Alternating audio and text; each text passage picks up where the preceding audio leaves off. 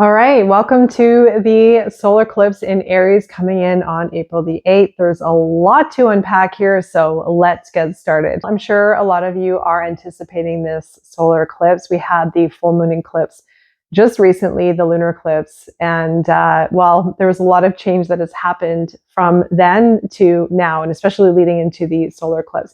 First, I'm going to talk about numerology. I'm going to break down the numerology aspects of what we can work with during the solar eclipse, what's coming in April. And then I'm going to look at the lunar eclipse that we just had in Libra in relation to the solar eclipse. I'm going to also take a deep dive into the archetype of Aries, how you can work with it for your journey. And then I'm going to look at what's happening in the world on the global collective scale. All right, so first looking at numerology, we have a universal month number 3 coming in April. And 3 is a beautiful energy of communication, creativity, joy. It's a very abundant energy. It's very youthful. We have also a 12-3, so the 1 and the 2 equals a 3. And that gives us kind of the perfect little family. I always look at the 1 and the 2 as being almost parents in a way. So the 1 being more of the father archetype of the leader, very assertive, very strong energy. It also, just as a side note, I do reference it being a little bit of Aries archetype. And then the 2 being more diplomatic, of the emotions, the nurture, very sensitive energy. So the 1 and 2 coming together to give a 3 is kind of almost like the perfect trio. Also, our universal year 8 is in effect for 2024, and we have this new moon solar eclipse dropping in on the 8th. 8 is a very strong archetype of personal potency, power. It is the conduit between the higher realms and the practical plane. It is the infinity sign also, so everything is in motion. Now, I've talked about 8 a lot in these videos in relation to what is happening in the world and on the collective level with regards to the universal year number 8. But as this new moon falls under the 8 as well, there's a very strong element of power. And power, the theme of power, is tied in with the Aries archetype, which I'll touch on in just a moment. So we do have the 8 frequency to work with regarding our own personal power. When we come from a place of balance within ourselves, void of ego or fear, rather than approaching it from a place of alignment and authenticity, there may be an imbalance that can be created. And that is really what is happening in the world right now. I've talked about this before as well in my last video, especially pertaining to the imbalances in the world. The 8, as a very powerful sign, can build and can strengthen results in the material, practical realm. But it also, if it is coming from a place of ego, if it is coming from a place of greed or a misalignment with values, then there's going to be some kind of repercussion as a result. But if we are in alignment with our greatest good and with our greatest potential, our true self, then it's a very, very powerful place to create from. It's a very powerful place to be. So this solar eclipse, no doubt, is coming in, offering us a time, inviting us to connect with our power. Also with the 8s, as we have a double 8 dosage, we have a universal year 8 plus the 8 day in April. The 8 and the 8 equals 16, which is the fall of the ego. The fall of the ego represents a death and rebirth cycle. So we need to sometimes address our ego, or sometimes it'll naturally show up for us to face it. This is also the Tower card in the tarot. You see, there are huge lineups in this solar eclipse. There's so much symbology and so much meaning packed into the solar eclipse. I will leave a link below to follow through to read more about the karmic debt number 16, but also the 1 and the 6 equal a 7. And the 7 is the most spiritual number in numerology. The 7 is the sage, the truth seeker. It is incredibly smart and intelligent, and we'll dive into the depths for analysis and knowing. I also do want to address the 4th month, being April, and the relationship with 8. 4 is a component of 8, of course. 4 and 4 equals 8. So 4, I see it is the structure that holds the creation that we want to build, that we want to create. So 4 is the anchor. 4 is the stability. It holds the balance, or it holds the weight of everything that we want to create. It's a very structured, it's a very organized number. It's important to build that foundation from a place of integrity, from a place of knowing, from a place of alignment. And also, too, we can make adjustments along the way. But the more that we know about ourselves, the more certainty we have, the more strength in our convictions, the greater outcome our results will be. And so tied with the 8 frequency, the 4 and the 8 work very well together for creating results. It holds a very strong foundation in the results that we want to see happen in the world. You can think of it almost as a tree, the trunk being the 4 and the 8 being the fruit that's bearing the fruit. So it works very well together. Right. So speaking of trees, I want to go back to the root analogy that I gave in my last video of navigating current times. Think of the roots that have developed within yourself from early life, maybe also from ancestors, from family, from society. We are connected with the roots that have been developed in society for thousands of years, for hundreds of years. Those roots run deep within ourselves. They are our belief systems. They are our limiting beliefs, our false beliefs, our fears, our worries, our limitations, our restrictions. And so those roots go deep within ourselves. They go deep within society. But those roots are becoming pulled out. And when we pull out a root, if we pull out a root of fear, if we pull out a root of shame or guilt or sadness or sorrow, when we pull it out and we address the root cause, we see it for what it is, we set ourselves free. We open more space for alignment and for energy to flow. We also understand ourselves more, and we become more empowered and enlightened as a result. So those roots are starting to be pulled out from society, from our past. And that was, I feel, a very strong relation to the full moon in Libra that we just had. So those roots are becoming pulled out. The structures are becoming questioned. Those old relationships that no longer have a place, that no longer serve a purpose in our life, are becoming healed, are becoming resolved. And with that release, with that healing, we become more whole. We all of a sudden feel more certain about who we are. We're more confident with who we are, and realizing that, oh, those old fears or those old illusions were mere illusions. And now that I understand myself more, and now that I have more conviction with who I am and my purpose, I am ready to embark on a new path. I am ready to be more of who I want to be.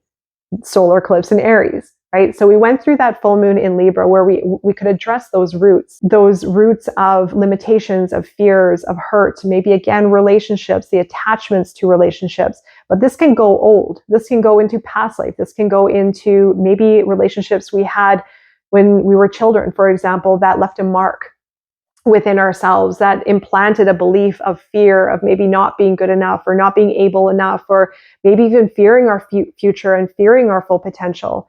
Those old beliefs are becoming pulled out, those roots. And those roots are getting pulled out, and we have a realization, oh, they were illusions. They were illusions. They were beliefs that had been implanted, ingrained within myself, that have been disrupting my flow of life, that have been disrupting everything and all I want to be.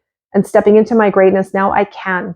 Now I can, because I've set myself free. I've let go. I've healed. I've found that root cause. I see now my truth. And this is leading us into the solar eclipse, the north node. So the south node goes into past, into old attachments, into old beliefs, into old fears, into old wounds, and also even soulmate karmic relationships. If this is what lands for you, if it's what you believe in, it can play in many different ways. But I feel that what we just went through offered a time for addressing the roots within ourselves, the constructs of what has been formed within ourselves from early life. If it had been through experiences, if it had been indirectly or directly imposed on us or ingrained within us, we are plucking them out. We're pulling the roots. We are letting them go. And as I mentioned, when we let them go, we have more energy to work with. We have more alignment and a greater sense of self, right? And so this is leading us into that north node, into this opener on the 8th solar eclipse in Aries.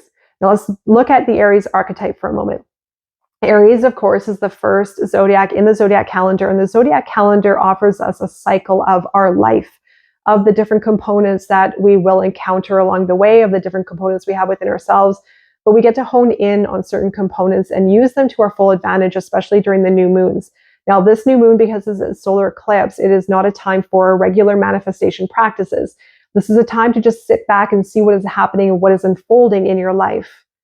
This is also a time to connect with your fire, your power, your potency, your spark within. Now, so as Aries is the first zodiac, it is the first step into a new chapter, into a new sense of self. Aries is the birth. It is the spark that gives life.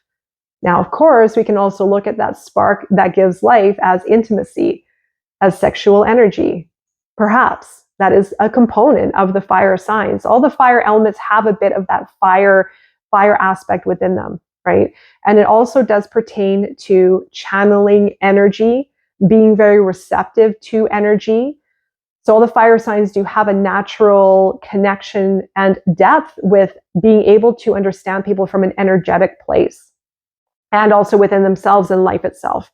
So they are great channelers, channeling in energy, channeling in ideas.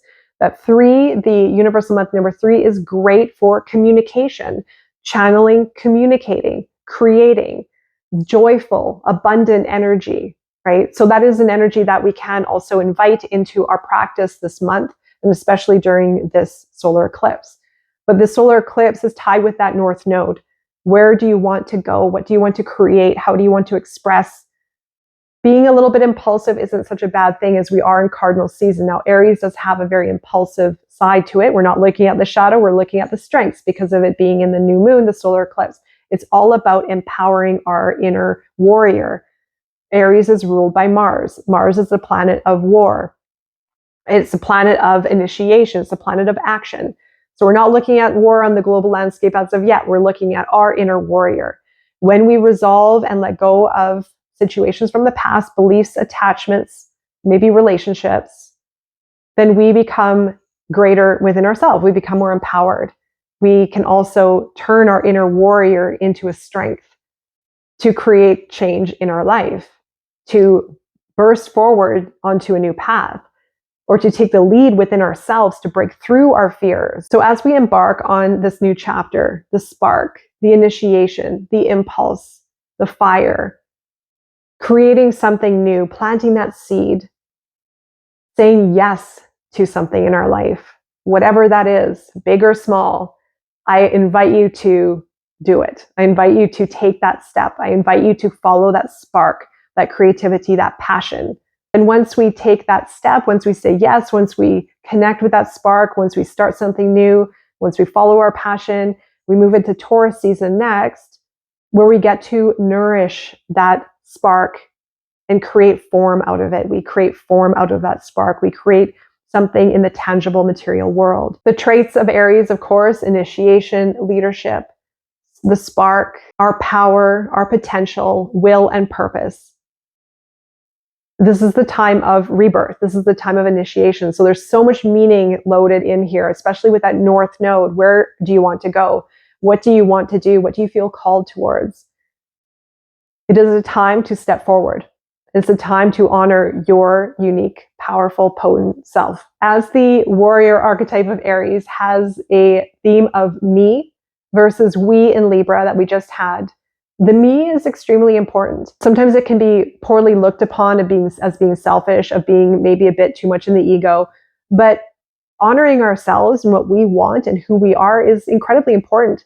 Sometimes we have guilt around that. Maybe I'm being too much this. Maybe I'm doing too much this. Maybe I am thinking about myself too much.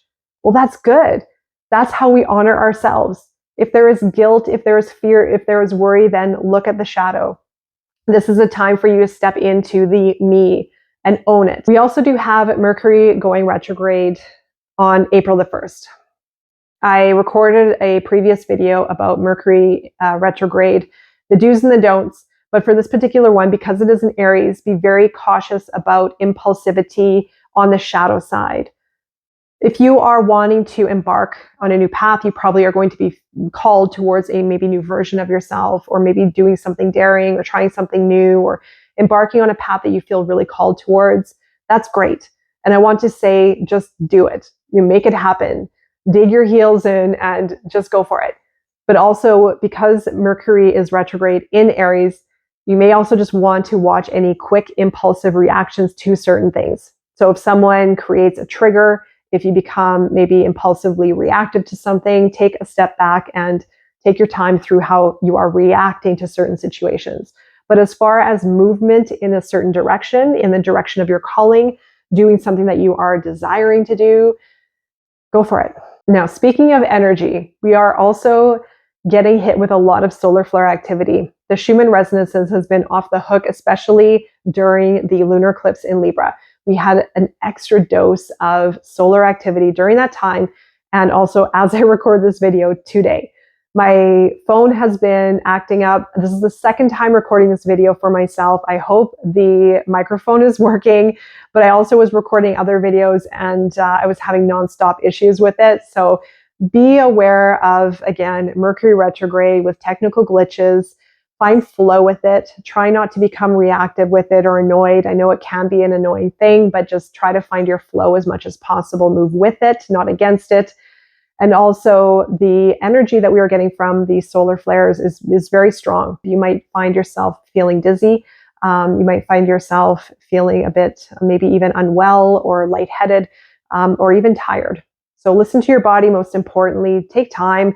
Try not to push. Even though we're in cardinal season, it is all about initiation. We also have to be cognizant of the natural flow and rhythm of nature. And knowing that, yes, this is all happening for us, trusting this process and just allowing for everything to unfold as it's meant to. Remember, solar eclipses, it's a time to basically sit back and see what is unfolding for you, but knowing that what is unfolding for you is starting within here. It's starting within your energetic self, especially with this Aries energy. There's something new opening up within you, and it is drawing you towards somewhere, something or someone, whatever it is. There is an opening and it is very powerful.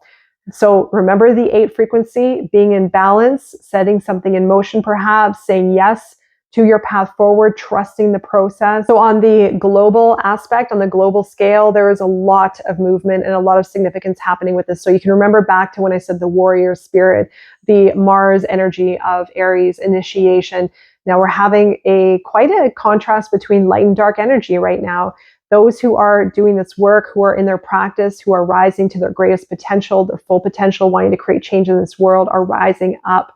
They're standing up against forces that may have been imposing fear or restriction or control for a long time, or creating illusions within reality. Now the veil is thinning. Now we're starting to see those illusions. We're starting to become more empowered, and it is going to grow and grow and grow. But the forces, the 8 frequencies, as I mentioned before in my previous video, are going to be opposing each other for quite some time.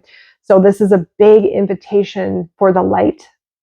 This is a big invitation for the light. So on the global aspect, you're going to see more people rising up, more people standing in their power, more people ushering in change, initiating change, but also other forces who are going to be contrasting that movement. I also want to mention from a health perspective, also because of the intensity of energy right now, try to avoid caffeine, stimulants.